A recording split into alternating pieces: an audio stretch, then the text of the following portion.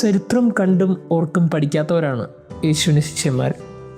അതാണ് നമ്മളിന്ന് ഗോസ്പലിൽ കാണുന്നത്. 2 എമ്മൗസിലേക്ക് പോയ ശിഷ്യന്മാർ തിരിച്ചു വന്ന് മറ്റു ശിഷ്യന്മാരുടെ കാര്യം പറയുകയാണ്. ഞങ്ങൾ യേശുവിനെ കണ്ടു. ഈ പറഞ്ഞുകൊണ്ടിരിക്കുന്ന ഇടയ്ക്ക് തന്നെയാണ് പെട്ടെന്ന് യേശു പ്രത്യക്ഷപ്പെടുന്നത്.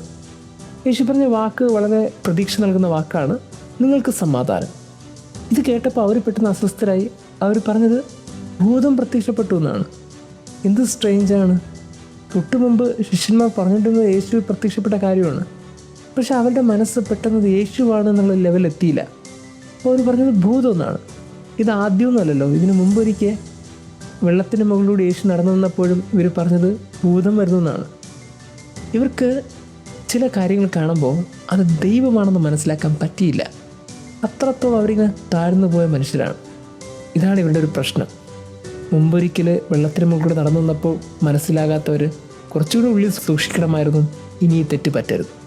ഇനി ക്രിസ്തു ഇതുപോലെ അസ്വാഭാവികമായ ചില കാര്യങ്ങൾ ചെയ്യുമ്പോൾ അത് ക്രിസ്തുവാണെന്ന് തിരിച്ചറിയുന്ന ഒരു ബോധ്യം നമുക്കുണ്ടാകണം.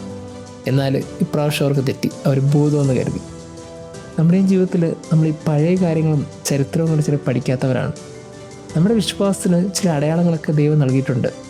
ഈ അടയാളങ്ങൾ നൽകപ്പെടുമ്പോഴും നമ്മൾ ദൈവത്തിലേക്ക് എത്തിയില്ലെങ്കിൽ അത് വലിയൊരു പരാജയമാണ്. ചില അടയാളങ്ങൾ, ചില അത്ഭുതങ്ങളിലൂടെയൊക്കെ ദൈവമാണെന്ന് തിരിച്ചറിയാൻ കഴിയുന്ന വിധത്തിൽ നമ്മുടെയൊക്കെ കണ്ണ് തുറക്കണം.